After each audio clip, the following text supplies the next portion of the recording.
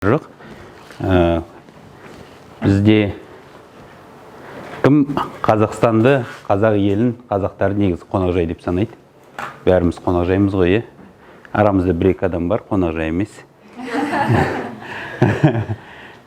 Сіздер қалай ойлайсыздар, не себепті біз бәріміз қонақжай болсақ, кейбіреулерден басқа, не себепті бізде сервистің деңгейі төмен? Қалай қонақжай халық, сервис төмен болуы? Қандай ойларыңыз бар? Экономикалық кедей ел болғандықтан шығар. Экономикалық кедей ел болғандықтан. Мәдени жаңғыру, мәдениеттің төмендігінен не? Мүмкін жұмысқа риза емес, уақытша жұмыс істеп жүрмін деп ойлаймын. Мүмкін жұмысқа риза емес. Ал енді мен айта кететін болсам, сервис пен қонақжайлық екеуі екі түрлі зат.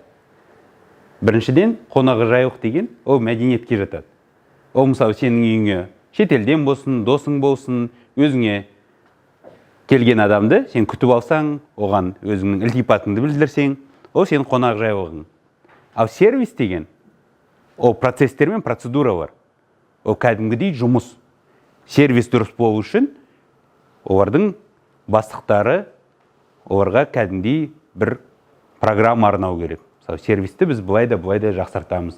Бүгін сен мынаны істеуің керек. Сенің жұмыс мақсаттарың бүгінгі, биылғы жылдың мақсаттары мынандай деген сияқты.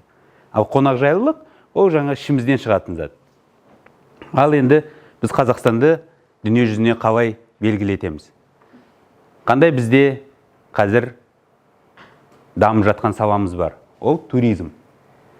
Туризм жылы 2024 жыл. Өздеріңізде көріп жүрген шығарсыздар Алматының көшелерінде.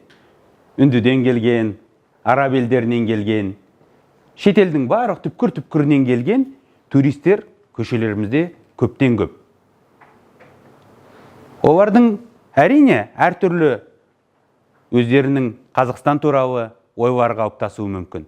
Біреуге ол күшті болып көрінді, біреуге ол онша емес болып көрінді, біреуге сервис күшті болып көрінді, себебі ол 5 жұлдыздық отельде жатты, онымен барлығы ағылшынша сөйлесті, оның көңілін табуға тырысты. Ал біреу болса, өзі ең арзандық ұшаққа көлік сатып алып, сонымен ұшып келді. Ұшып келдідегі, осы жердегі бірінші таксистермен кездесті. Мүмкін таксистер оны алдаған болар, мүмкін алдамас, бірақ та оны арзандық бір қонақжайға жатқызды. Соған дейін ол жетті. Оның ішінде ол жерде ағылшынша түсінбеуі мүмкін, немесе шетке шықса мүмкін, туалетте сыртта болуы мүмкін. Дұрыс па? Ондай да болуы мүмкін. Бірақ та қазіргі уақытта туризмнің дамығаны соншалықты, туристердің кейбіреуі көбі десем де болады. Шетелге шыққан кезде олар уникалдық, өзіне бір қызық, бір басқаша бір мемлекеттерді көргісі келеді. Қазіргі уақытта көбісі Таиланд, Вьетнам, Малайзия, Дубай деген жерден шаршады. Не себепті? Себебі барлық жерде, барлық синтетикалық, барлығы өтірік жасалынған сияқты. Барлық жерде бәрі бірдей сияқты. Сол себепті қазіргі уақытта, егер біз туризмді дамытатын болсақ, даладағы туалет болсын, шоқалақ жолымыз болсын, барлығы өте біздің уникалдығымызды көрсетеді. Соны зерделей келе, алдында мен бір туризмді дамытып жүрген бір кісілермен сөйлестім. Олар қазақстандықтар емес. Сіздер дұрыс түсіндіңіздер. Олар жаңағы жаман жолды көрсетіңдер, жаман туалетті көрсетіңдер деп жатқан, ол біздің қазақтар емес. Ол шетелдіктер. Олар қалай айтады? Егер сендер туризм дамытқыларың келсе, барларыңды көрсетіңдер. Ауыл болса, ауылды көрсетіңдер. Жолдарың жаман болса, жолдарың жаман қылдырып көрсетіңдер. Ол біздің уникалдық тұрғыдан қараған кезде біздің өзіміздің ақмаржанымыз, біздің шындықтағы болмысымыз. Біз оны бұлай сыртын жауып қойғанмен бәрі бізше басқаша болып көрініп тұрады. Сол себепті, егер біз туризмді дамытамыз десек, туризмнан пайда көреміз десек, бәріміз соған ат салысып, жаңағындай кішкентай болса да өзіміздің үлесімізді қосып қойсақ болады. Мысалы, егер мынау аудиторияның ішінде біз не істесек болады? Біз, мысалы, әркімнің кішкентай бизнесін ашып қойсақ болады. Мысалы, қалай туристерге көмектесу?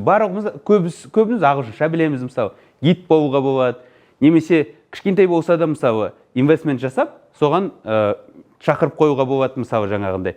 Қазақ үй тігіп қойсақ та, мысалы алдында мен Монғолияда болдым, біреудің үйінде жаңағындай 3 қазақ үй тігіп қойған, жер үй, андай бір моншасы бар, соған күнделікті ақшасын алып отырады. Олар өздері мектептегі мұғалімдер. Монғолияны шетелдіктер өте жақсы көреді. Сіздер ойлайсыздар ма, Монғолия деген өте бір дамыған мемлекет деп? Ол жақта туристердің саны өте көп. Бізге қарағанда әлде қайда көп. Не себепті? Себебі олар өздерінің уникалдық тұрғыдан, біз осындаймыз дейді. Біздікілер сияқты бүйтіп, жауып ананы бүйтіп, тырысып бірдемен бүйтіп, біз экспоға адам шақырамыз, бізге мынандай адам келу керек. Олай жұмыс істемейді. Бірінші адамдар келеді. Одан кейін олар мүмкін міндерін айтар, мүмкін сындарын айтар. Содан біз жақсарамыз. Келесі туристарға басқаша қылдырып көрсетеміз. Сол себепті дамыған сайын дами береміз. Ал енді сіздерге үлкен рахмет. Туристарды қаладан көрсеңіздер, бір өздеріңіздің ізгі ілтипаттарыңыз көрсетіп, соларға сәлем деп қойыңдар. Рахмет, сау болыңыздар.